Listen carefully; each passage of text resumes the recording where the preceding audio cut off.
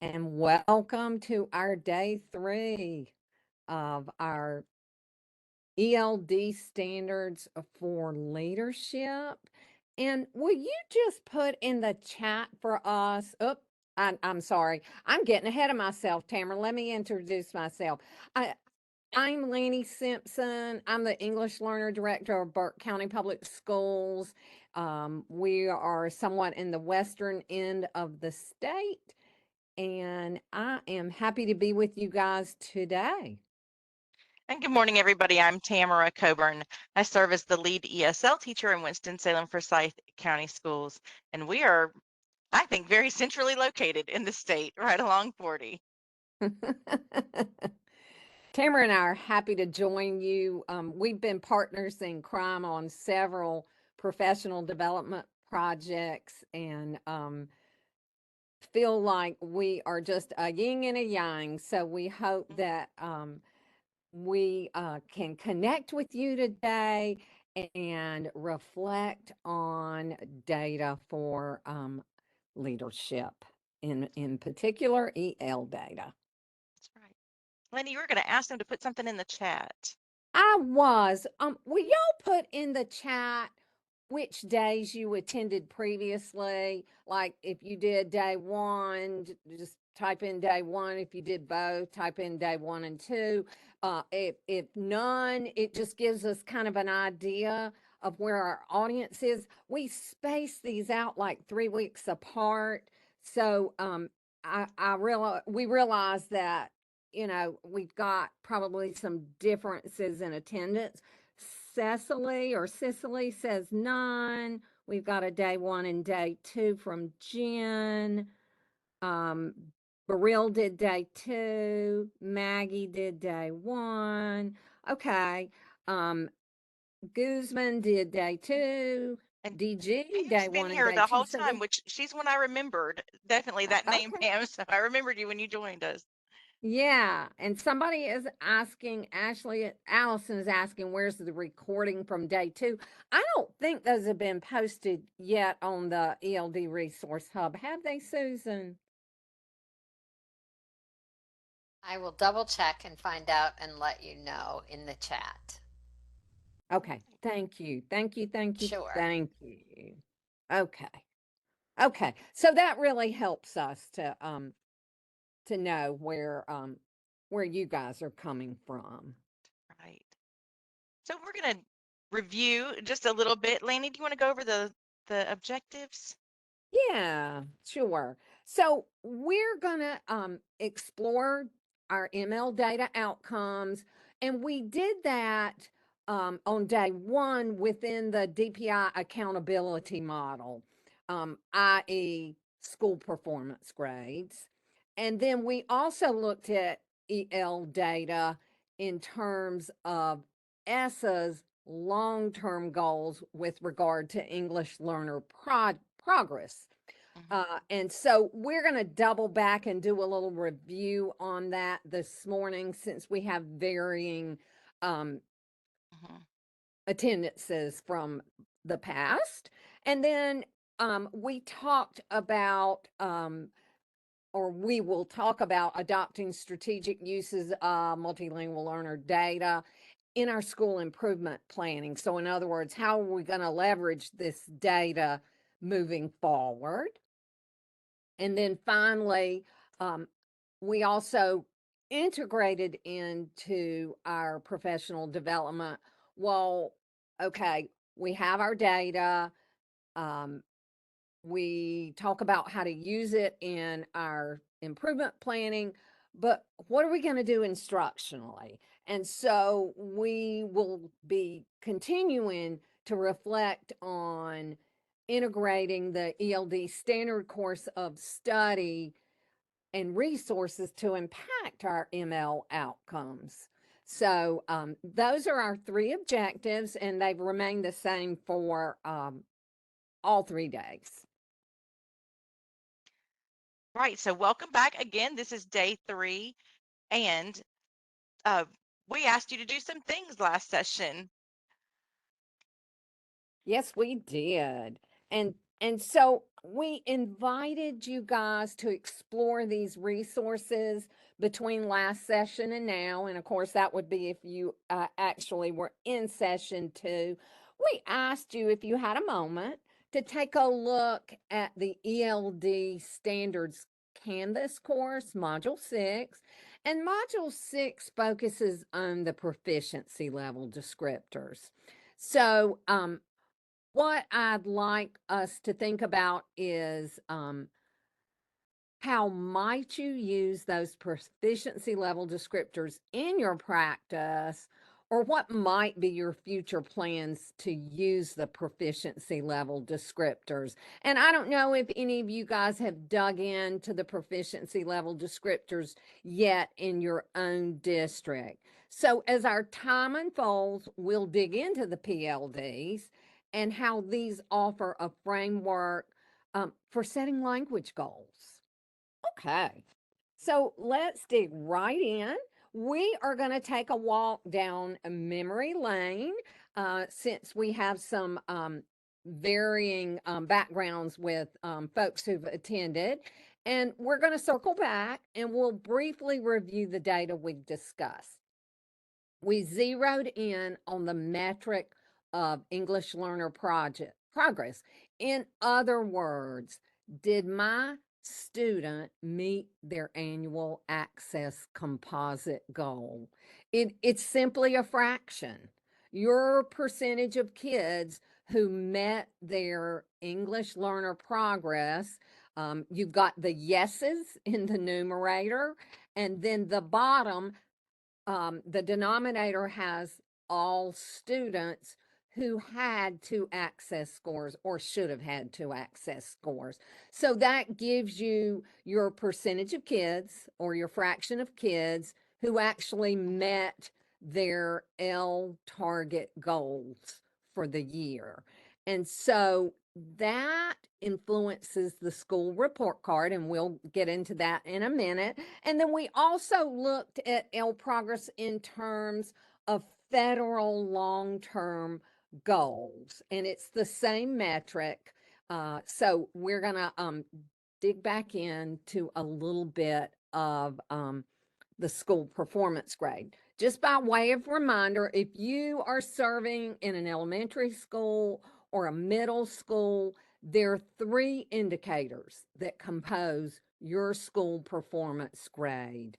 And in the navy blue rectangle, you'll see the academic indicator, and that's simply composed of reading EOG scores and math EOG scores, or Math 1 EOC if you have 8th graders that are taking Math 1.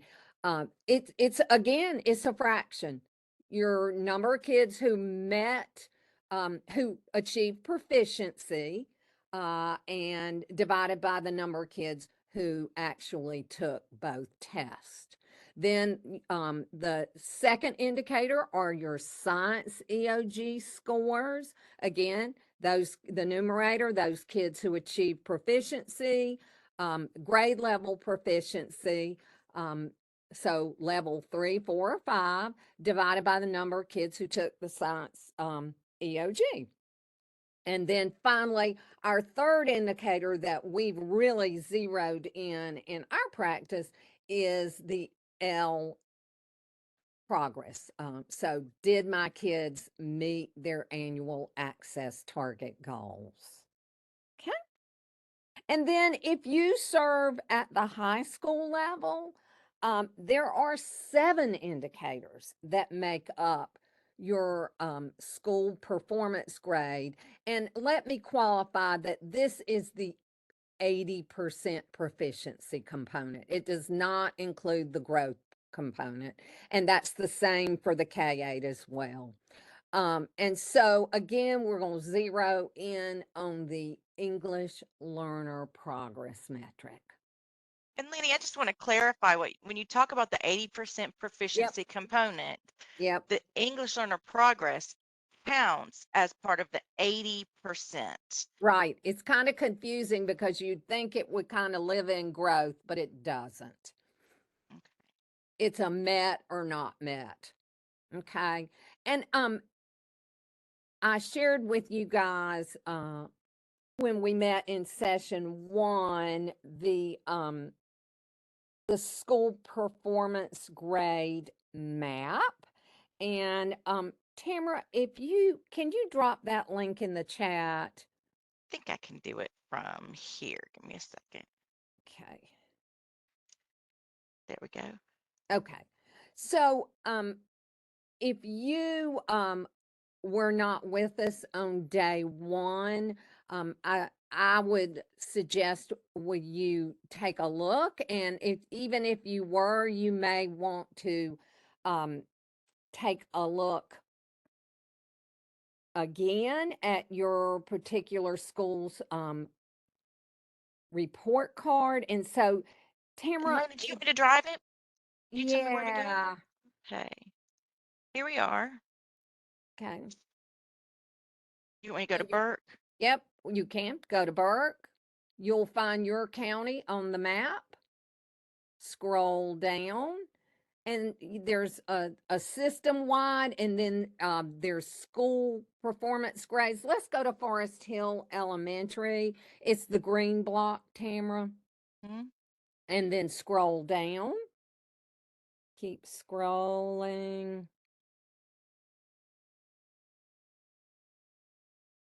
There it is. Okay. So you'll see on the far left hand side of the slide um, with the bar graph that there we go. The yellow gold is Forest Hill Elementary, and you can see that they did quite well. 47.5% of their kiddos met their annual target goals for L progress. And then you can see the red bar being Burke County Public Schools, 21.8%. And then you're compared to the state of North Carolina. So we were just barely above the state of North Carolina in our L progress metric. So if you want to take a moment and look at your English learner progress, let's take a moment to do that. And Tamara, well, I tell you what, let's take a look at those, and then we'll look at some guiding questions just a sec. So Tamara's dropped the link into the chat that will take you to the map, and then you're just going to hover over your county and click on it. Find your school, and then scroll down the report until you see English learner progress. You will see English learner progress on your school performance grade report card if you have a minimum of 10 students. So you may not have 30 students where it actually gets sucked into the grade. You have to have the 30 students to do that.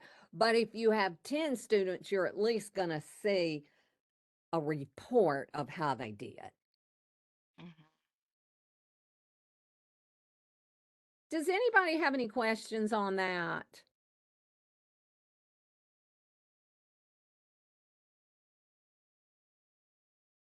And I apologize if this was too much review, but I didn't know for our folks that didn't attend with us on day 1 what kind of background knowledge you had. And it's always nice to take a fresh look at things and reflect with our data.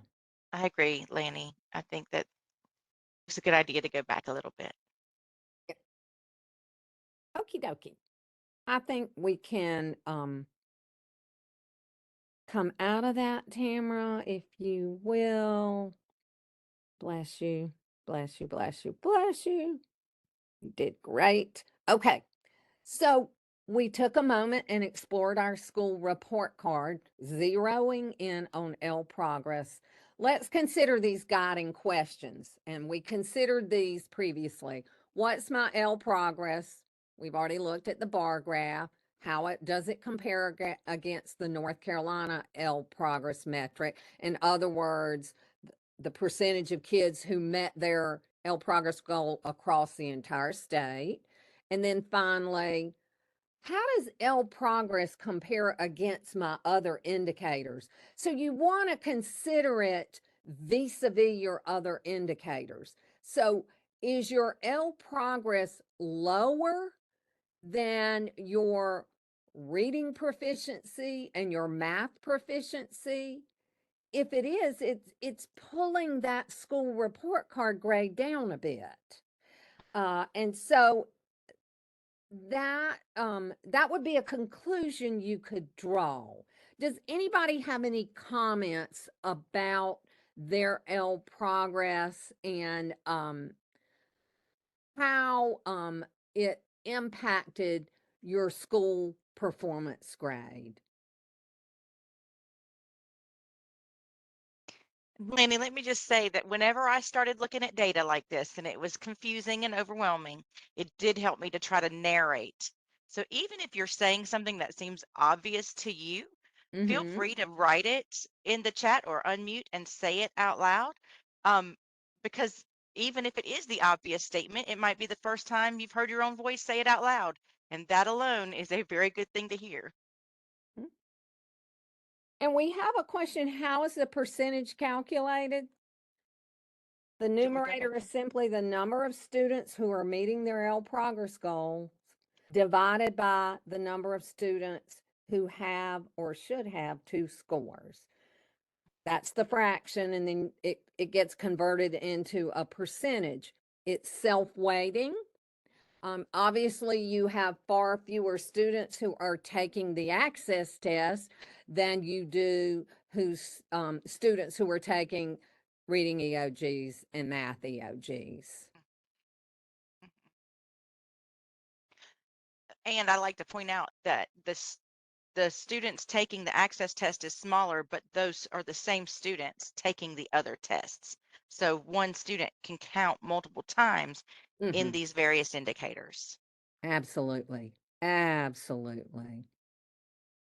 Okay. Okay. And I Susan think we're says, going to get into, Michael, we're going to get into how the progress goal is determined. Do we have those slides for today, Lanny? I We don't do. think I put the table in for today. Okay. Let's see if I can find it. I wonder if I can find it. Okay.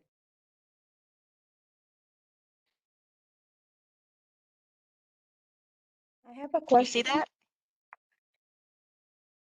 Very good. Very good. Okay. Very good. So, Michael, this kind of tells you a little bit about how that goal is developed.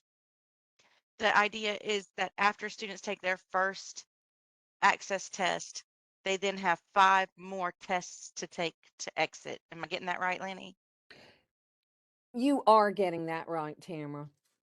Right. So wherever you are on this left-hand side, like if you enrolled as a kindergartner and you scored a 1.3, you're going to be on the row that begins 1.3. So I know that as a first grader, my baby needs to score a 2.0 in order to meet their goal.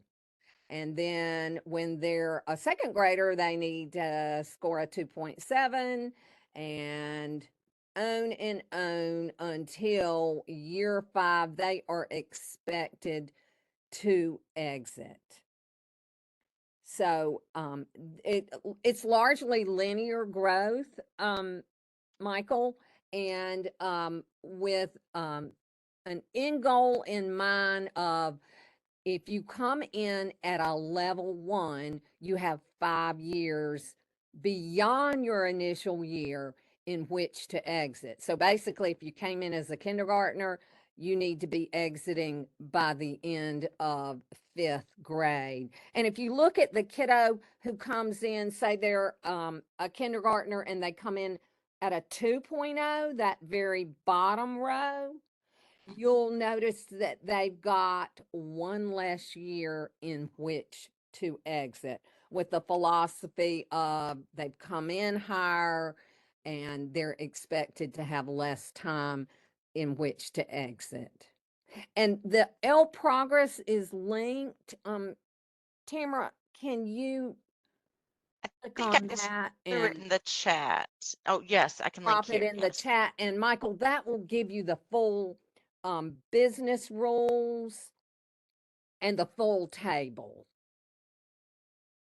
It's something you want to print out and pin up on a bulletin board or tape on the file cabinet in your office. This very last page. Oh, you want me to keep is going? the Sorry. table. There we go. Yeah. And there you go. Perfect. Okay, let me find out where we were again. Okay. Very good driving. I'm so proud. Oh, not that one. Let's keep going. Can we get okay. So Burrell said, can we get a copy of the document? So, I threw that in. okay. Yeah, we got it. Good, And good then deal.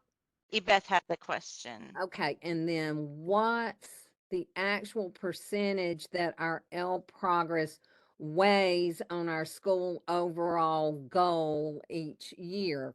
That depends on, it's self-weighting. So it depends on really the size of the denominator vis-a-vis the size of the other denominators. So if you're at an elementary school and you've got the three indicators, the first indicator is going to be the number of kids who took the reading EOG and the math EOG. So that's the largest part, the navy blue block. That's obviously going to be the largest part of your school performance grade, which certainly makes sense, right? And then the science EOG, all the components are self-weighting. So that denominator is composed of your fifth graders who took science EOG. So, that's less of a weight than that big clump in the navy blue block that's all the kids who took reading and math combined.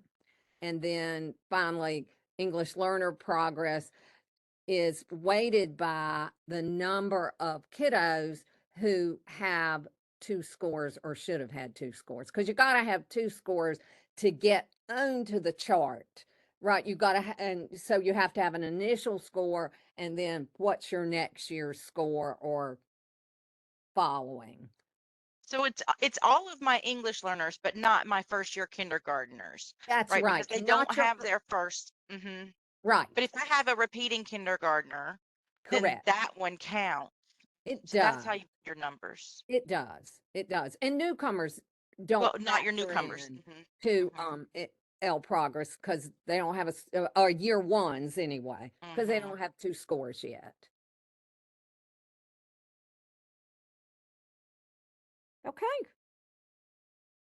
Okay, let me find out where we are again. Okay. Okay, I think we just finished this. We did. All right.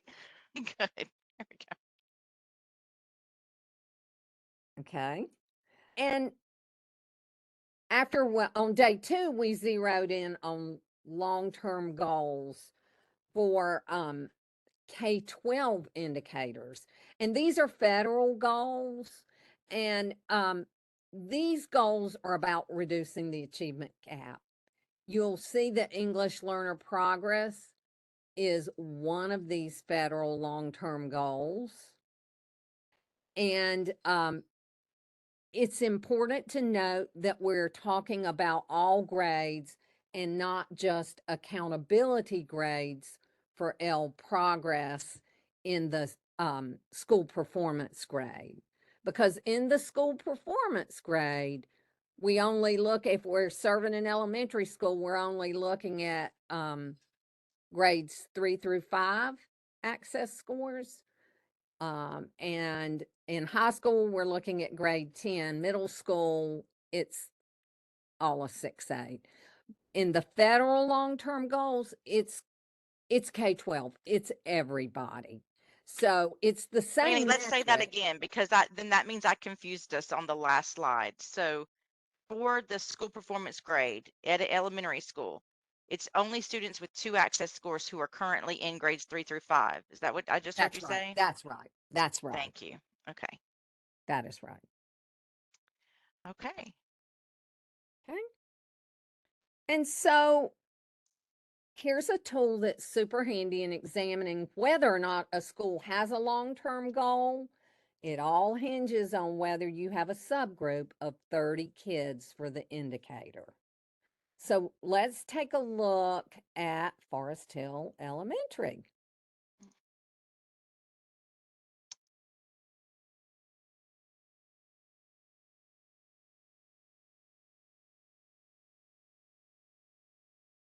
And we're looking at English learner progress. Mm-hmm. Okay. I don't know if I can make this one bigger. Oh, I can. I just have to scroll. Awesome. And so you see in this table, there is on the far left, there's a baseline percentage.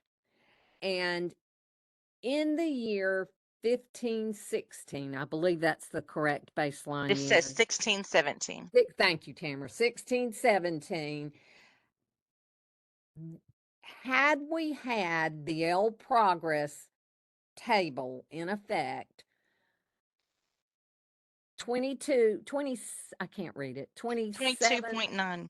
22.9% of kids would have met their target goal. And we decided at the state level that we needed to annually increase the percentage of kids meeting their L progress goal by 3.47 percentage points. And so basically each year we are adding 3.47 to the goal. And you see to the right of it, the goal is a green highlight, and that is it's green because they met the goal. They had 53.7% of their kids meeting their annual L progress target in all grades for kids who had 2 scores. So not kindergartners, not year 1 newcomers, but all other kids. That's pretty impressive, doubling that. Yeah.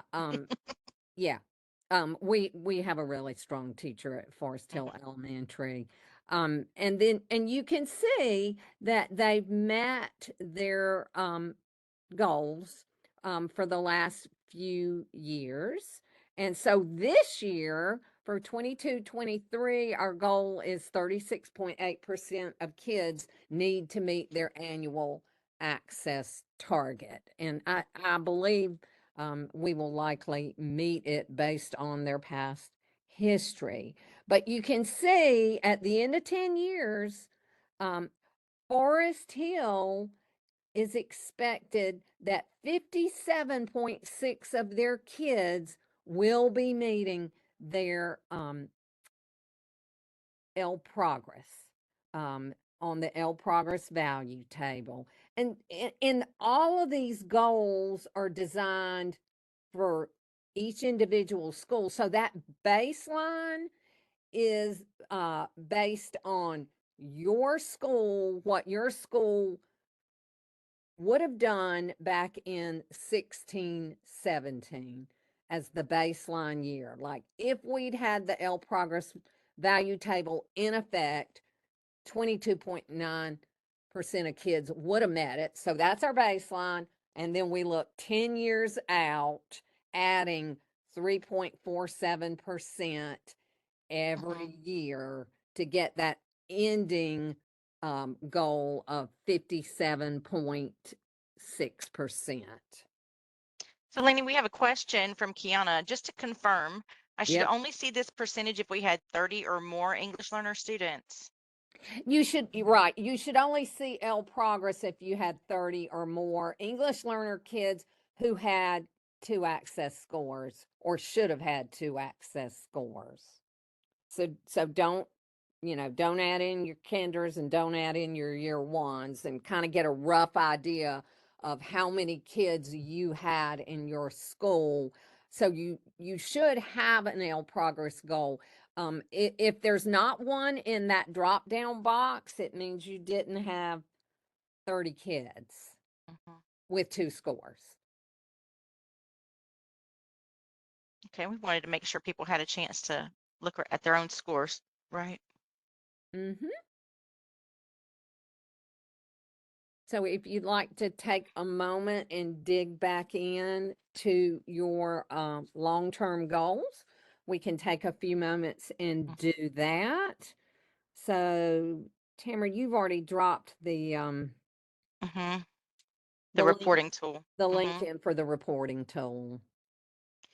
And Kiana, if you don't have anything there, you might want to look at a different school in your district, or feel free to Mhm. look at one of your neighboring districts and see what they've done. I think it's interesting to look at same size districts. Burke's smaller than we are. So I'd be looking at Yes.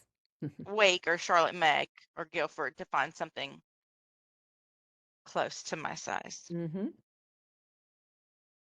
Yeah. I like to look at my neighboring counties, Round. which are somewhat similar in size. Mm-hmm. Mm-hmm. And how are we doing with our long-term goals, folks? How are you doing at your school? You can unmute and share or drop it in the chat. So our school's actually been texting each other as we're looking at it, and we Uh-huh. noticed that we did really well before COVID. And then there's 2 years where we're missing data because of Right. COVID. Sorry. And then we did not meet it last year. So I'm interested to see how we do this year since we've had 2 full years with the kids now. Yeah. Great point, Brill. Yep. Thank you for sharing that. Anybody else? How are you doing at your school? Anybody serve a secondary school? Because we showed an elementary.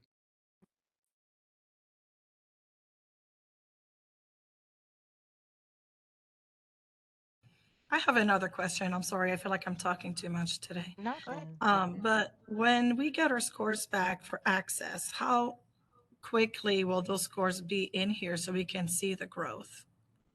Ooh, it does take a while.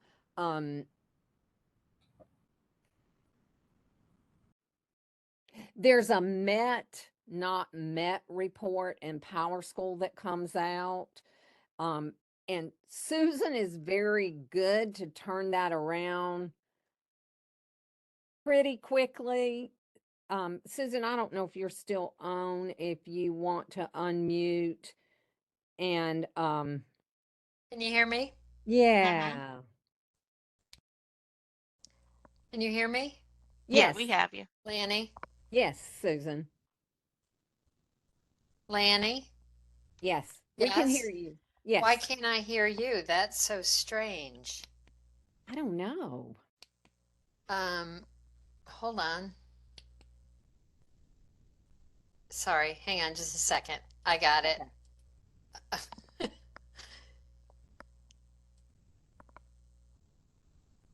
All right, I'm just going to tell you I can't hear you, but you can hear me. So I'll just tell you that we will get the scores, the regular access scores into Power School before the end of the year. What has to happen is that accountability across the state, so that's all the different PSUs across the state, have to go in, verify the records, communicate that to accountability at DPI, then they verify the records and pronounce them, bless them, whatever they do, they make them official. And then that is when we create the EL goal report and the met not met report. So those don't usually come out until I want to say August. I push, but I can only do as much as I can. So Mm-hmm. you can figure them out by yourself by going into the business rules, which are linked in this, if I remember correctly, they are linked in this slide deck. So you can go in if there's anyone specifically that you want to look at and look in the business rules at the table, and that table will help you, guide you to find whether or not your students have met or not met. It just depends on when you're trying to find that information out for your PSU. Thank Does you, that answer your Susan. question okay? Yeah, Okay. perfect. Perfect.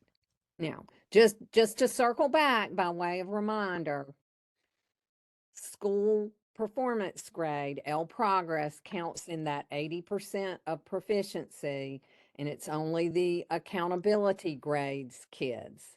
3 Mhm. through 5 for elementary, 6 through 8 for middle, and grade 10 for high school. But when we look at the federal long-term goals, it's all grades in your school except for the kids who only have one score. Okay. Okay. All right. Okay. So what we just did, Tamara and I like to refer to as the post-mortem. We've been looking at historical data. We want to analyze our results. So what are your outcomes and what impact did L progress have on your school performance grades? Was it positive? Was it negative? Did it pull the grade down? Vis-a-vis looking at the other proficiencies of reading and math and science.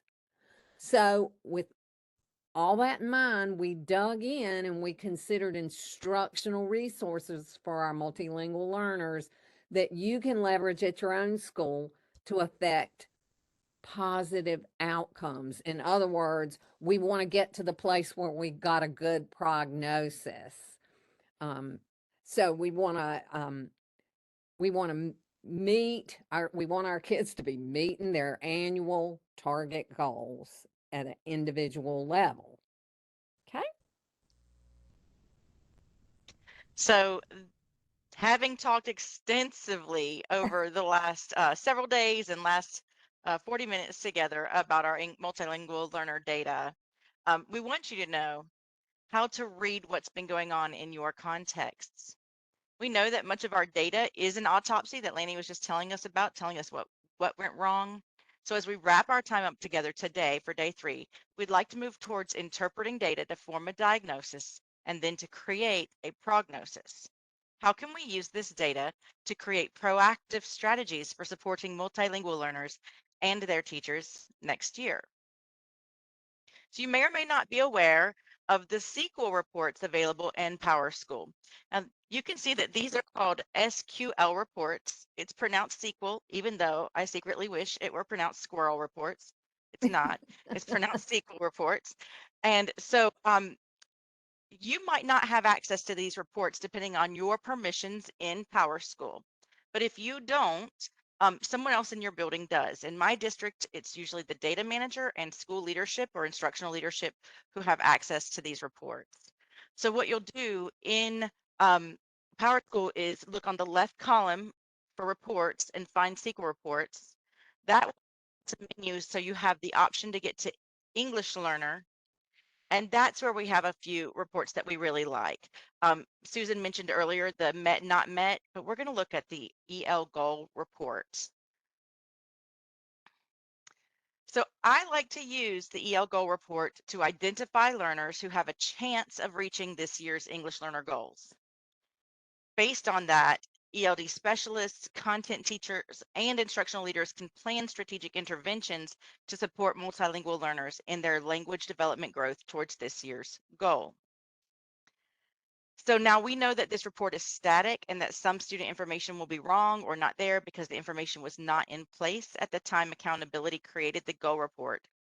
In cases like that, we still want you to go back to those business rules that we talked about before. I'm going to make sure they get here in the chat for you to calculate your own scores.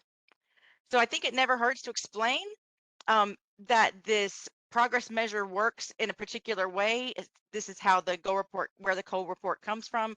Um, so I also want to clarify, when I say finding students who have a chance, this is sort of what I mean. So this is my process, what I've been looking at this year. And I'm paying attention to students who are within a proficiency level, the numerical proficiency level. So this student is at a 4.0 to be exact, and needs to exit the 4.8. That's within one block. And I base this off of WIDA's proficiency level descriptor statement that at the end of each level, students will be able to do whatever is listed in that box for that level.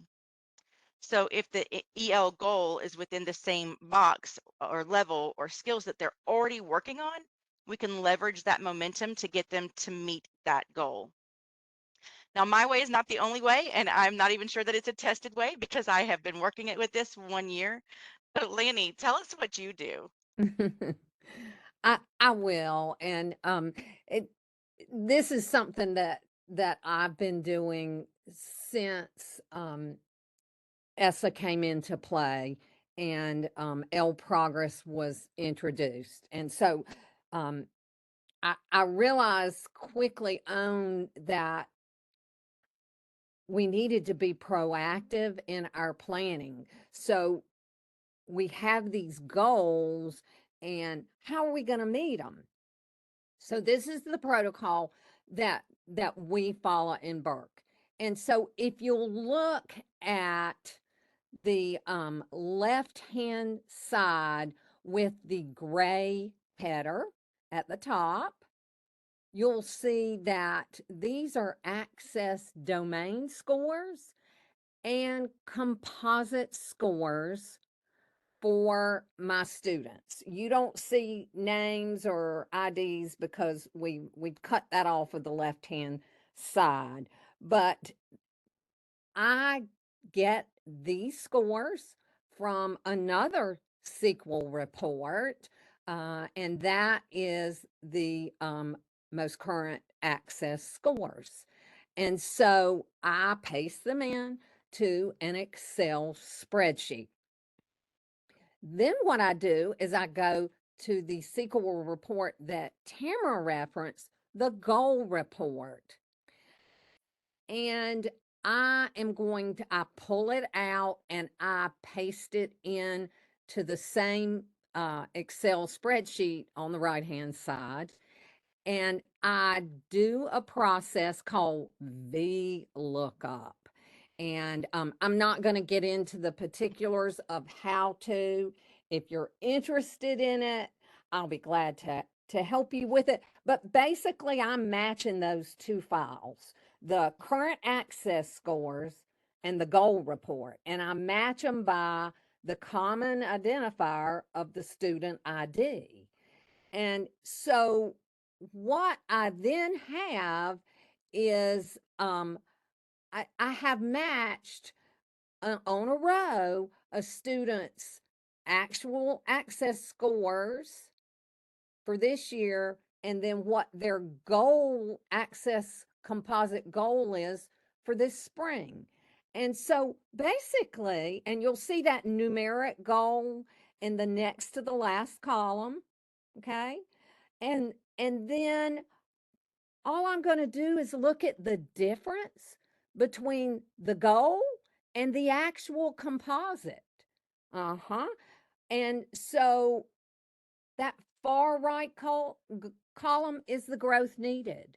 So it gives me an idea of how much my student is expected to grow in terms of a composite proficiency level for this particular school year. Can I And just add a so, quick thing, Lanny, to what you're yes, talking about? yeah. Lanny does such a great job in this kind of doing this kind of protocol. And the other thing she does really well is shares it with her content teachers. And that's such a critical piece because the ML teachers are, in many times, are only with the students for such a short time that, you know, there's not a lot you don't have a lot of magic fairy dust to help those students, but sharing this information with your content teachers and explaining exactly this process to them is so critical because they are with our students longer than the ML teachers, longer than we are. I used to do that in my when I was teaching, and they loved that. Mhm. Okay, I'll shut up now. Oh, No, thank I you, agree. Thank Susan. you for sharing Thank that. you. And honestly, if you have a small district, you can do this by hand. Um, it's it's not it's certainly not hard if you have a small district. But I'll be glad. I, I'll give you my email. I'll be glad to help you if you want to do this process. Uh, at any rate, if you'll notice on this far right column, you'll see some cells are highlighted in yellow, and those are the kids that we believe are poised to meet their annual goal. And so I do this in a meeting with each of my EL teachers. The report, I bring the report to them, but there's no highlighting. And together we sit down and decide which kids are poised to meet their goals. Well, you can see on this very topmost row in the far right column, this kiddo exceeded their goal. So obviously they are a good candidate to meet their goal this year. You'll see in the cell below that, this kid has 0 growth. So if they maintain the same composite access score, uh, they would be meeting their goal. And you'll notice there are here's a kid that has zero point 0.3 to grow. The teacher felt like that would be attainable for that particular student. And we even went up to 0.6 in some cases, 0.5. And honestly, this is where your teacher judgment comes in. But we're also following that principle of, hey, we really want to be aware of the kids who are bubble kids. They have the least amount to grow to meet their goal. And then finally, you'll notice in the far right column, there's some kiddos highlighted in green. And as you probably guessed, these are kids who are poised to exit. You can see that this kid had a VLOOKUP goal. It's the word exit, and then I have to change it to a numeric value. But you can see that these kiddos don't have a terribly large amount of way to go to meet their exit criteria. So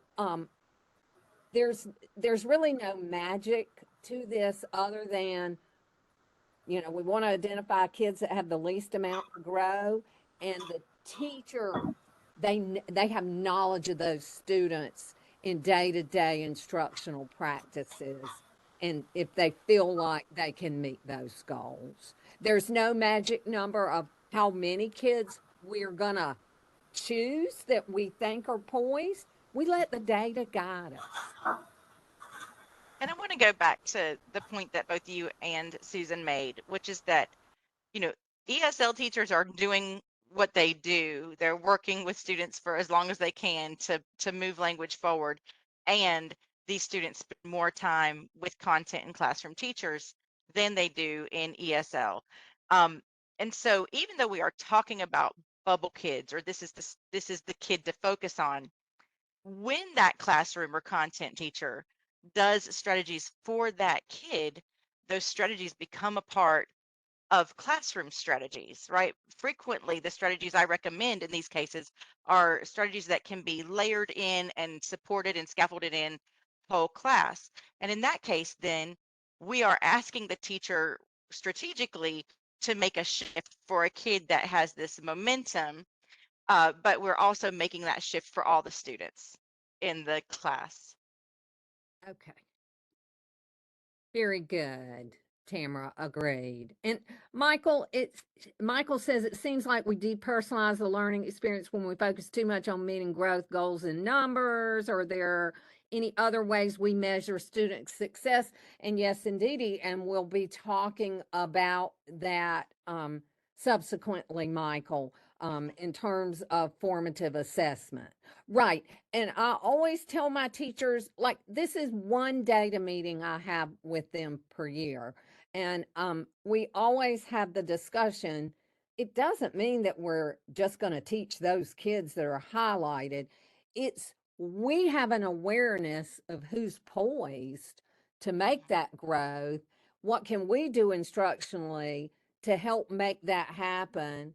And with particularly with older kids, Michael, and upper elementary kids, we want to bring them into the process with setting language goals and creating buy-in and meta-linguistic awareness of their own language growth. So it's a holistic approach. This is one piece of the pie. Allison is asking if we do that meeting in the fall or in the spring after scores are released. I do this meeting in early fall, but I also have a spring meeting with access scores. It's just not it's not the goal looking forward to next year. That's in early fall for us. But yeah, we do an access analysis meeting in the spring. Great question. All right. Yeah, so a postmortem in the spring. Yep. We want to see how we did. Okay. And so one thing that we want you to pay attention to are the modes of communication. And Tamara, if you will take a back go back a slide and notice the hot pink highlights in this slide. We didn't address that. The hot pink highlights you'll notice are domain scores. And so, one thing that we know from research regarding language proficiency, there is a principle out there that is proven. Um, and it was proven largely by Gary Cook at WIDA, their big stats guy. And that is that lower grows faster. And you've seen this in your own experience with your kindergartners just exploding and growing rapidly, with newcomers growing rapidly. And so, taking that principle, we apply that to our data, and we look at, well, okay, what domain scores for my student are the lowest? Where do we have the most opportunity to grow? And we generally look at two domains and identify two domains that are just lower, and they have more opportunity to grow. And some kids, we have three domains highlighted if they're all very similar. But we do this, and of course, we're not highlighting domains kids are already proficient in. Um, there's no sense of that. But we are also keeping an eye on the fact that we know too that reading and writing are weighted more heavily than listening and speaking. So when I meet with my teachers and we look at the domains that they want to target with this particular student, we always keep in mind that reading is weighted 35% of the total composite score. Writing is weighted 35% of the total composite score. So it affects that composite score more. So we always want to include at least one literacy domain that we want to affect growth in. So that's the pink highlights. Any questions on this process? Okay. So just to recap, even though Laney and I are coming at data from two different directions, and I will say I have a lot to learn from Lanny and how she's doing it, and I've just gotten started this year. The big idea, right, is to get into, well, for me, is to leverage this with classroom teachers. Like, this kid needs extra practice with speaking. Can you give more speaking practice?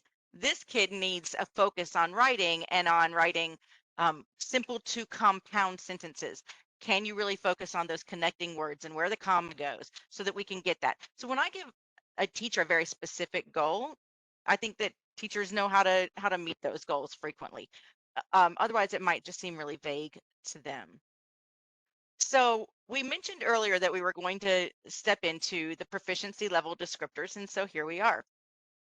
On the screen, you can see a quick example of the discourse dimension of grades 4 through 5 proficiency level descriptors. I'm going to pull that up again on the screen in just a minute. And I want to point out this wording that toward the end of each proficiency level, students will be able to do this. So it's everything in that box is when they get really to the next number, right? So if they're able to do everything in level 1, they're at the beginning of level 2. And it's important for us to note that the proficiency level descriptors are written for each grade level cluster, and we have 6. K1, they're both separate. Then we go to 2, 3, 4, 5, 6, 8, and 9, 12. And they each represent 5 dimensions of language, starting simply at the word phrase dimension and working through sentence dimension into discourse dimension. And discourse is parsed out into 3 further categories: density, cohesion, and organization of language. And all of this is split into our 2 modalities that we mentioned earlier, the interpretive mode and the expressive mode. So I'm going to scroll for you really quickly. Actually, let me get this into the link for you. I got it, Tamara. Oh, you already did it. Thank you. So scrolling a little bit, we can see that, it's top down. It starts with discourse organization. For me, I honestly work backwards. I work from the bottom up. It makes more sense, I think, especially if I'm talking to educators who are not English language development specialists. They're very familiar with words and phrases, with vocabulary as a multilingual learner strategy and as something that many students need. And so that's my way in. And then we get into the sentences and then discourse and how we combine language to make full meanings. And this one up here is the interpretive mode. And as we scroll through, we're going to see the expressive mode, and it's organized the same way. So are there any questions about what the proficiency level descriptors look like? Raise your hand if you're confused. And you'll notice that they increase, the descriptions of language increase in complexity, and they build on each other as you move from the left-hand side to the right-hand side. And WIDA does caution us in saying that the proficiency level descriptors describe a possible trajectory of language growth. Not everybody is necessarily going to follow this exact same trajectory. It is an exemplar, if you will, of a possible trajectory of growth. But it really does, I think, help us instructionally with noticing how language builds from one proficiency level to another. And I think it's really helpful to go through these and highlight like the key phrases and how it builds from the level 1 to level 6. So I'm going to give you just a quick example, and I don't expect that you can read this. So it's not up here so you can read it, but I am interested in showing you the shape of this grid. So in anticipation of my district's ESL PD approach next year, descriptor grid that focuses just on the sentence dimension in the expressive mode. And that's because, as I mentioned before, I think we're all very familiar with vocabulary as a multilingual learner strategy, and I'd like to move into another dimension and move into sentences. And also because, as I mentioned before, the discourse dimension is very big. It's 3 different rows. And so sentences is something that we can look at pretty discreetly while we learn in my district the proficiency level descriptors. And so what I did is I added all 6 clusters on one page.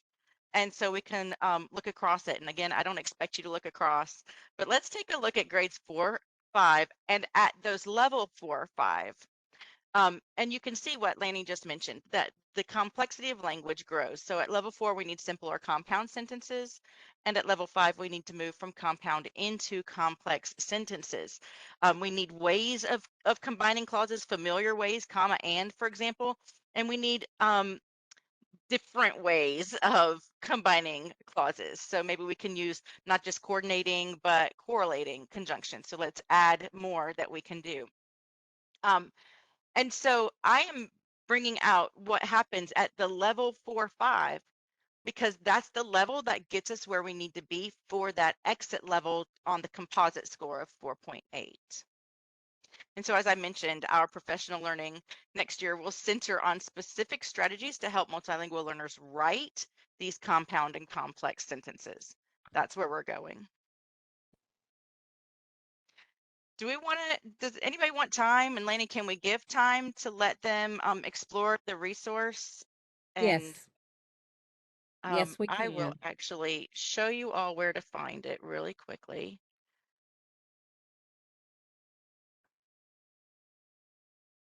This is our standards hub. And I'm not labeling the links anymore, so they're just in there. And here's your North Carolina English Language Development Standard Course of Study.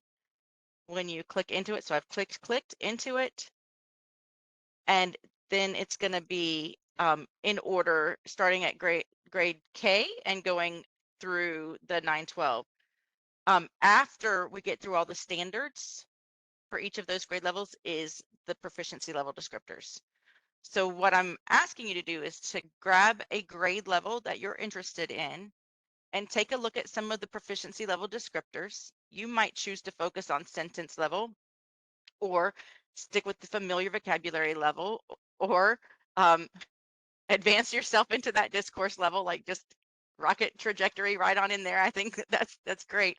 And you might want to look at interpretive versus expressive. So just take a few minutes to click around and explore some of the proficiency level descriptors that are written for the grade level that you support.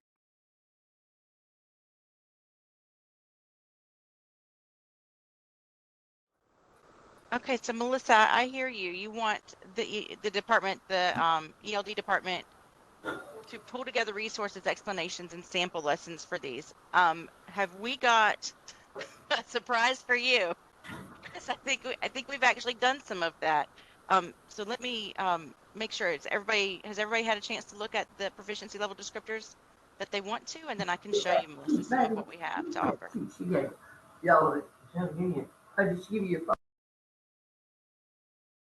All right, looks like we're ready to move on. So what I'm going to do is close out of the English language development standards. And just on the same page, Melissa, right, okay. So right here, we have 2 resources that I just love and adore, the unpacking and the mapping. And the biggest thing that these 2 documents do for me is make sure that every single language expectation or, standard, written like a standard piece of the English language development standards is mapped to a content area standard. So really quickly, which content do you want to just look at since you're asking, Melissa? ELA, here we go. So once I get into ELA, this document is again written in the grade level clusters. If I download it, these are these are hyperlinks, but since I'm looking at it in my web browser, it doesn't hyperlink, but it starts again with kindergarten. So let's say I want to get into not that far because the computer can't keep up. Here, I'm in 4th and 5th grade. So here I have our English language development language arts standard for grades 4 through 5. That is the key language use narrate and the modality of expressive and where it maps to grades 4 and 5 ELA standards. Yes, Melissa, here's how I do the reverse map.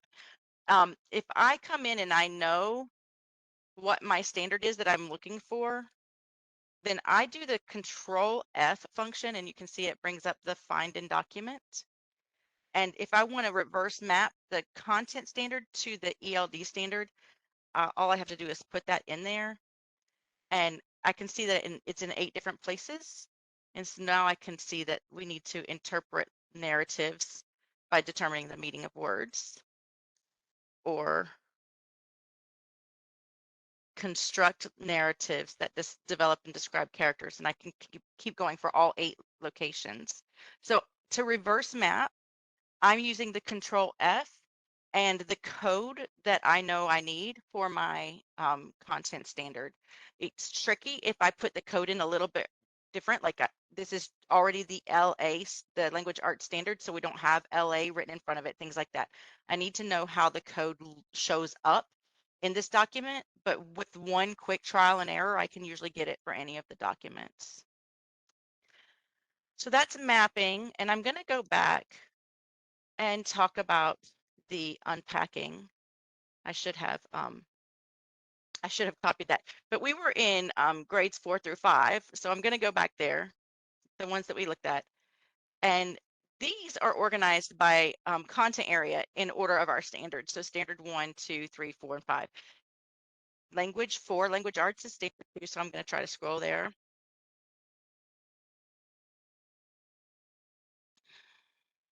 I'm still in SI. Here we go. Standard 2. And we talked about narrate, interpret, and express. So here I have my construct language arts narratives that develop and describe characters and their relationships. That's one we just saw. When I get here, I have a clarification about what students need to do. For example, develop characters in 3 dimensions, physical descriptions, thoughts, feelings, and relationships to other characters. I like to use the steel chart for that. Some definitions that are necessary in order to accomplish that goal. And then over here is what we love.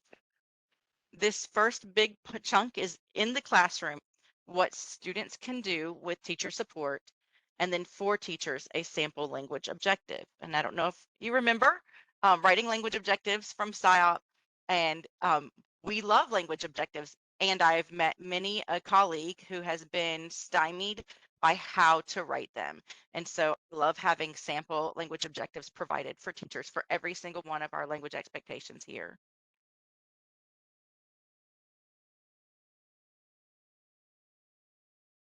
All right, so I hope that speaks to your question about whether we can offer resources. We are in the process of continuing to build this. There's a lot more here to look at.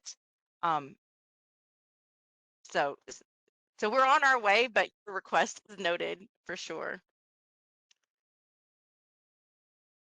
Does anybody need more time or have any questions about the proficiency descriptors?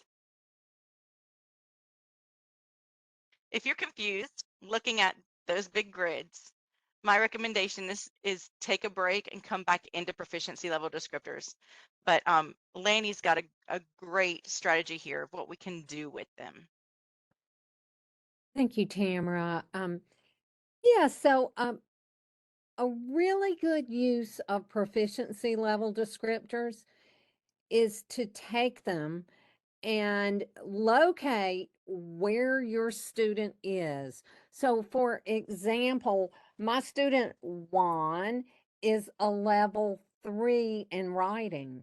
So, I'm going to go to the proficiency level descriptors that are expressive, and I look through them, and knowing Juan and his writing, I pulled those proficiency level descriptors to include on this left hand side what one can do.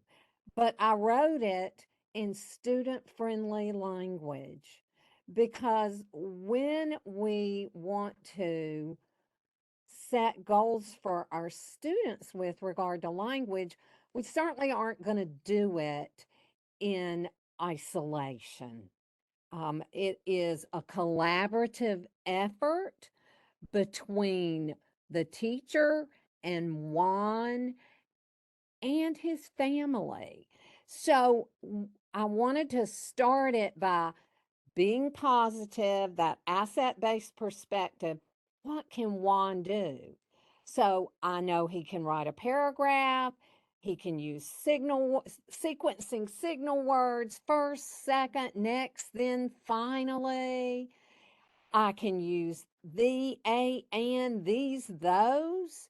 I will use synonyms, words that mean the same thing to vary my writing. So as I wrote these from the proficiency level descriptors, I made them very student friendly and I made them in first person and actually sat with Juan and typed these up. Then we look at level 4. And so, what is Juan's goal? What should he be able to do moving from level 3 to level 4, looking at those proficiency level descriptors? And so, there again, we wrote it in student friendly speak. I'll write an introduction paragraph, a body paragraph, and a conclusion. So basically, this was approaching cohesion in discourse within the proficiency level descriptors. And you can see that we did 3 goals, and then the second bullet relates to the sentence level goal, and then the last bullet relates to the word level goal.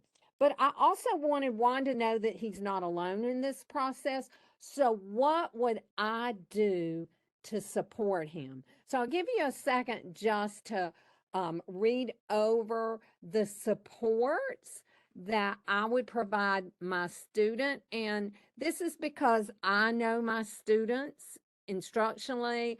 I also have some favorite strategies that I want to use, such as sentence expansions, because, but, so connectors, color marking, and word banks. So, this is a way to take those proficiency level descriptors and create something that is useful in helping our students grow.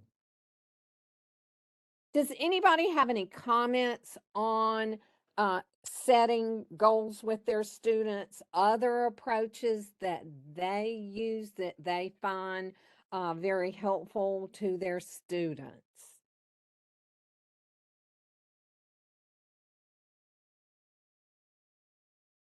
Or is it something that you're looking to implement?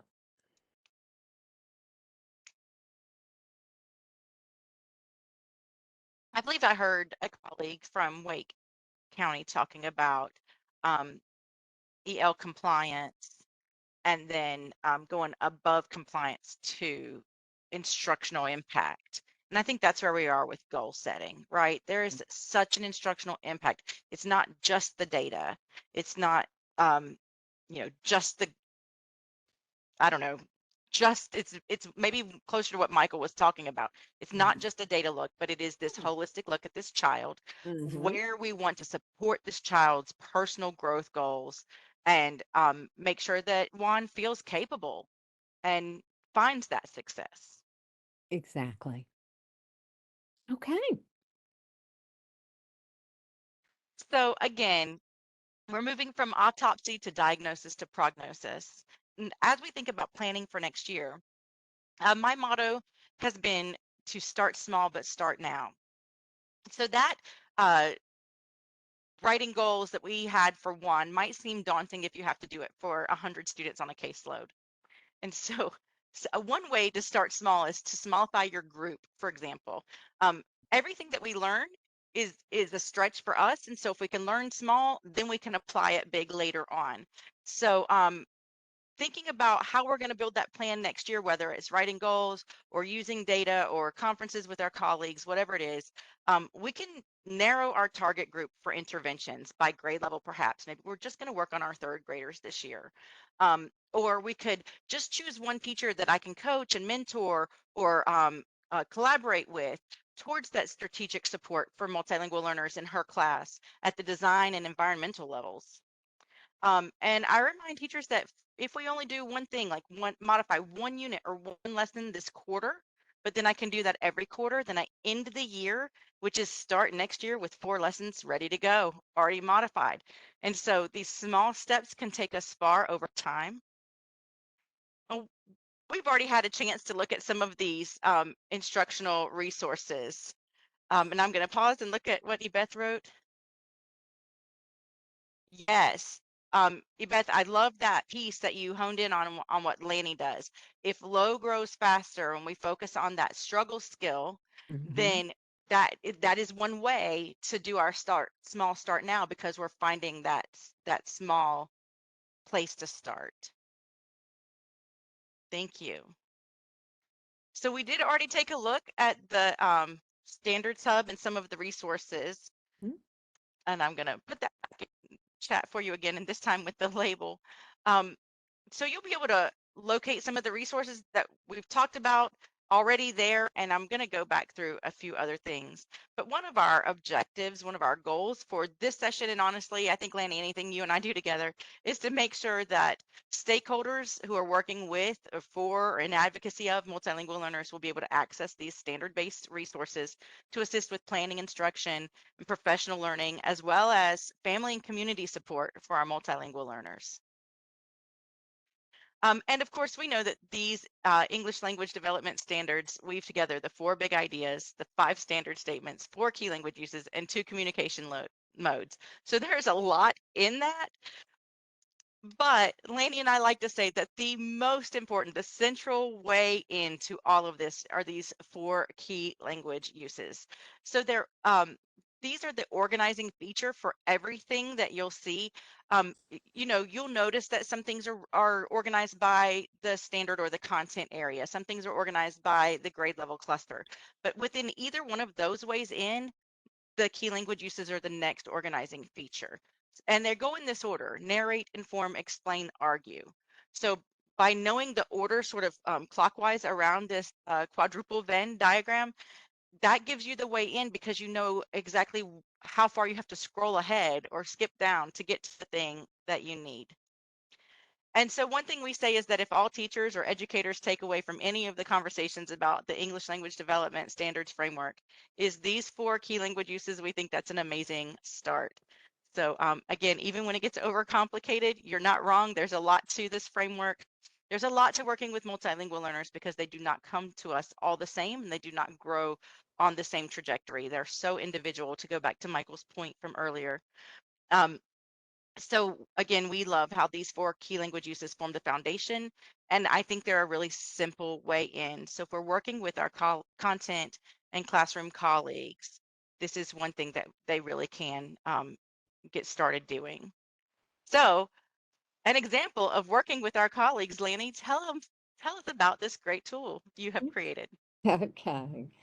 And so, Michael, I shared with you earlier that we had a formative assessment tool that we developed to use with our students.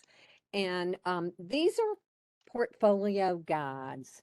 And if you'll notice on the left-hand side, and these are organized by grade band. So, for example, this is one particular grade band, and on the left-hand side, you will see descriptions of common instructional task that would ring true for this particular 6-8 grade band. And these are instructional tasks that are organized by the key language uses. So if you'll notice from top to bottom, narrate, inform, explain, and argue.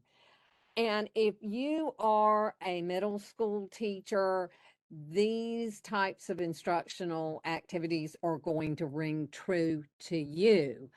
And so this was something that WIDA published called snapshots of typical instructional activities organized by key language use. And I thought, oh my goodness, this would be perfect to serve as a portfolio guide for collecting student work.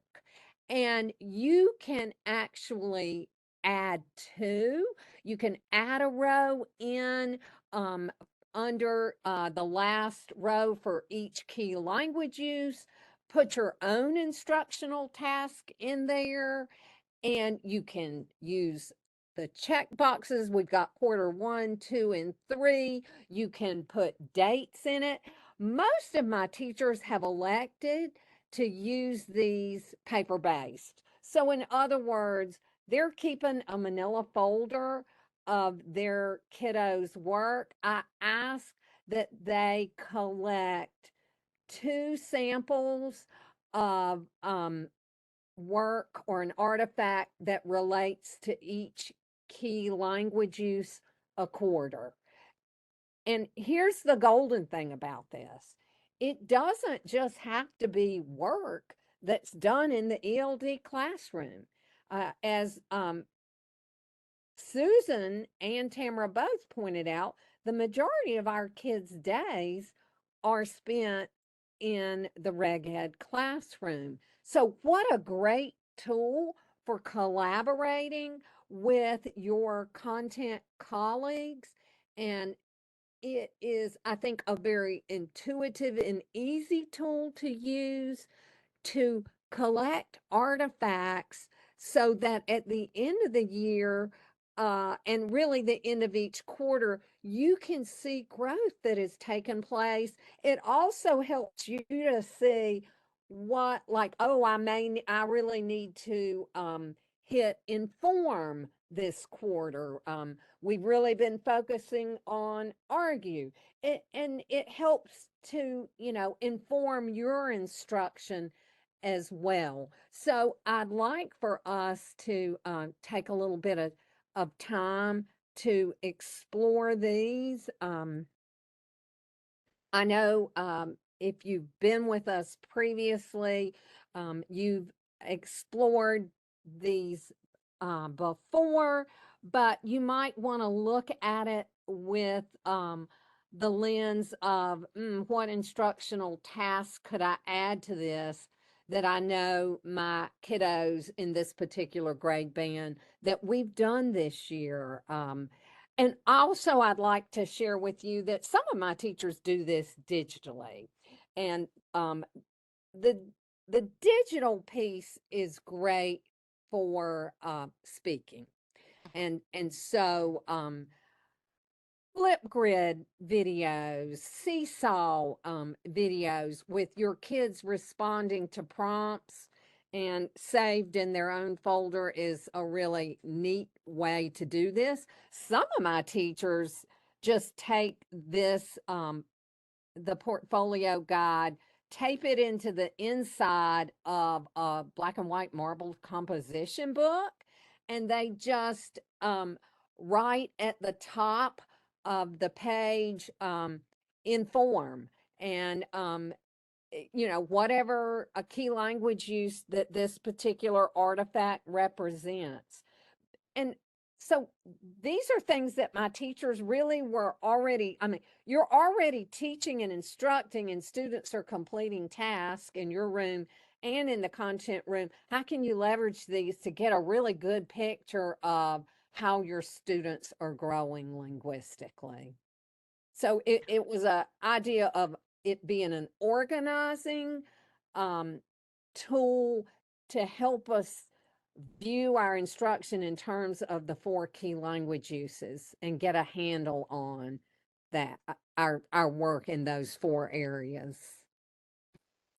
Lanny, I love the idea of bringing a tool like this, the grade appropriate tool, to say the 5th grade grade level planning meeting and saying, hey, When do you expect to see any of these? Could you do it this way? If not this, should we delete it, or is there something else you do that we could switch it around? And if we plan ahead, it's just one way to help content and colleague teachers who might not always approach content with language in mind to take that language lens for their content. Mhm. Even if we never collected anything and it just guided that conversation, it would be a start small, start now step. So Yeah. there are all kinds of ways to get going. Yeah. Who wants more time to look at the portfolio guide for your chosen grade level?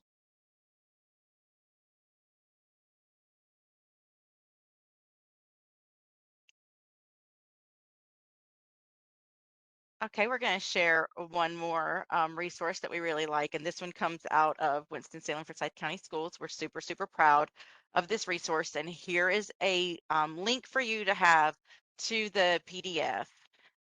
We have a print shop in our district, and so these are pretty easy for us to print in our print shop, and our instructions are that they should be on 17-inch or ledger size paper, but the portrait size way that I like them on cardstock, black and white, and I have to make sure I click one side or else I have 2 pages for 4 key language uses.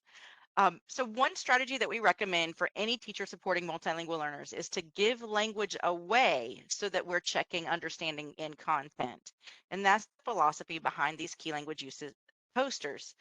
The sentence stems and frames on these posters help to make the key language uses visible to both teachers and students. So they're big enough that they might be easy to be seen by the student who could just pull from and go, but also by the teacher who could walk over or pull it to the front, the one that we're on today, and say, no, today we're going to try to use I think blank will happen because while we read this story. So in our predictions, we're all going to say, I think blank will happen because, and we practice it over and over again. We do some choral rehearsals of it, and then we turn and talk. So there's some ways to really pull that language out, or like I say, give that language away. And we hope that you get to use this resource in your classrooms and in your schools. And if you do, let us know how it's going for you. I'm pretty sure, Yvette, didn't you guys translate these into Spanish? You did something into Spanish. Oh, that was the portfolio guides, wasn't it? Or somebody translated the portfolio It guides might into have been Spanish. that. Yeah. Okay. Yeah, she said yes. So one of those she did. All right, great. We can share with you, Tamara, if in case anybody else wants to use it, if you want it. Sure, that'd be great. It'd be lovely. Thank you. So we'd like you to take all of these data conversations and these different resources we've given you and to create for yourself some goals. What are your start now, start small steps? So we're asking you, what action can you take in these last few weeks of this year to set both you and your multilingual learners up for success next year? How can you begin next year to support the 4 key language uses and the integration of language and content? And who is your accountability partner? I heard somebody say recently, and it just rang true for me, that if we name our accountability partner, then we are more likely to keep working towards our goals. So if you're a school administrator or an instructional leader on the call, perhaps the English language development specialist in your building is a good place to find an accountability partner for some of your goals. If you're a teacher, perhaps you could pair up with your content or specialist counterpart. So ESL teachers with content, and if you're a content teacher, with your ESL colleague.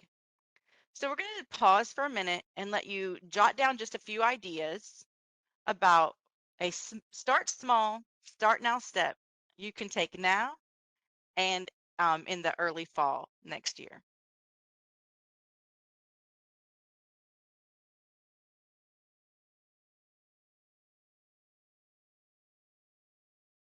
That's great, Melissa. Thank you. Oh, I love it. Bite size. nice. We're talking about micro credentialing, like mini PDs, like everything is just smallifying right now. And that means we can keep going forward. And I love that so much better than just being overwhelmed with no place to go. Right. And what we wanted to do is present you with a smorgasbord of ideas, data practices that you can select from as what works for you. You may be at the stage where, you know, you're thinking, okay, I'm going to start this spring with my postmortem because access scores are due out soon. That's very much something that will occur very soon. You can look forward instructionally to next year.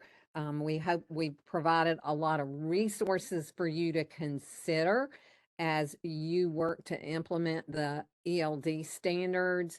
Um, Again, we both agree that a fabulous entry point are the 4 key language uses. We continue to come back to that. It's just they're great organizing principles for language.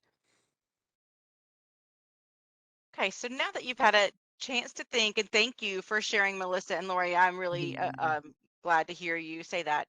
We want to give you a chance to play with these 4 key language uses. And we believe in the power of publishing. So when students get to use new learning in discussions with peers, that learning sticks. So now we're asking you to find at least one way to publish your next action step. And we're giving you a few sentence starters based on the key language uses here.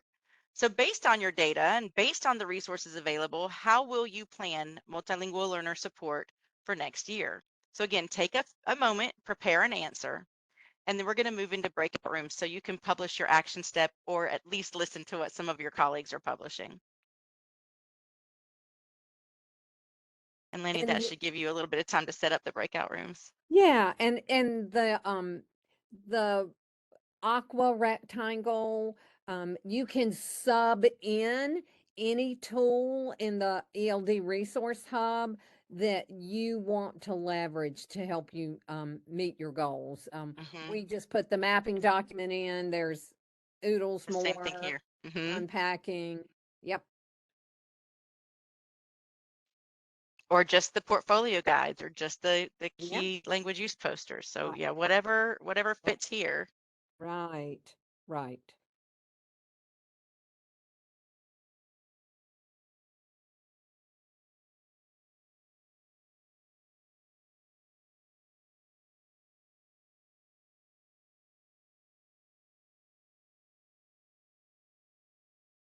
And the story that your ML data tells, it it's very interesting to get with your colleagues and look at feeder patterns and, you know, where your students are data wise, and how they move and progress along through the feeder pattern. That's an interesting way to look at your data as well.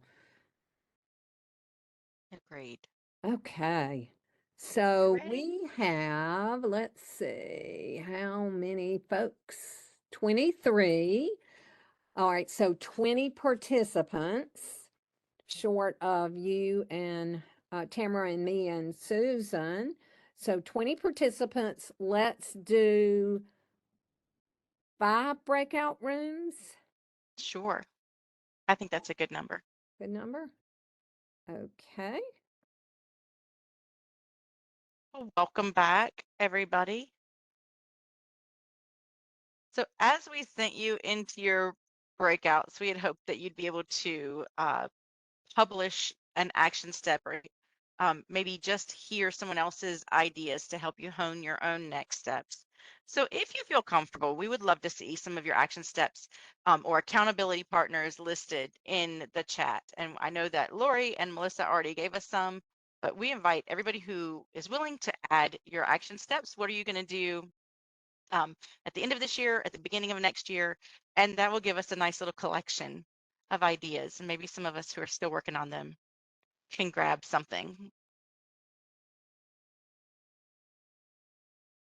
I'll say again, Lanny, it's interesting, right? Because we created this for leadership, and what we're seeing is teacher leaders in their buildings. And so I'm really excited to see what those action steps are going to be. Yeah. Michael's organizing multilingual learner classes between students who need this separate ESL class and students who need test prep. And Baril is working with classroom teachers to use the key language use posters in their classroom. Mhm. Michael, Yes. are you secondary? I'm in elementary at Forest Yeah. Park. You're elementary. Mhm. Okay. Yeah. We find that test prep really critical. Mhm. If especially for those really high kids to push them over the hump. Mhm. So another thing that I like to do that's too long to type, but I was talking about, I usually do this every year where I do a spreadsheet of my students' access scores from last year and compare it to this year so I can see the growth. But I Mhm. really like the chart that you had that shows where they should be. So I want to add that extra column so I can see, okay, even though they've shown growth, where do I need to get them? And really own in on that next year. Like, okay, this is where I need to make sure they get, not just show growth, but get to where their target goal is. Perfect. Exactly. Yeah. I love it.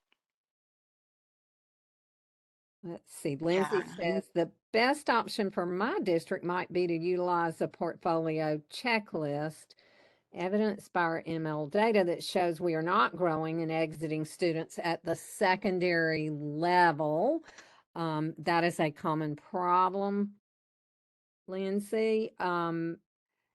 Okay. I love how she says shared responsibility of the checklist. Lindsay, thank you so much. Yeah, having shared. Oh, exactly. Exactly. End of And year Kelly says, autopsy. oh, sorry. I'm sorry. Kelly says that she's going to get the classroom teachers to use the ELD standards. So really it is, inviting them in, calling our colleagues in to hear these standards, hear these resources that are already what you're doing. That's the thing. Every single one of our language expectations is mapped to their content standards. Ring says my hope for our schools is to have a newcomers group for each grade level. Wow, you must have a lot of newcomers at your school, Ring. We do. We do a lot. And it's not fair, you know. It's not fair for them. Nice. And I DG is going to use that portfolio checklist in the KLU posters. And Allison's planning her data autopsy. That's great, Allison. Let us know how it goes.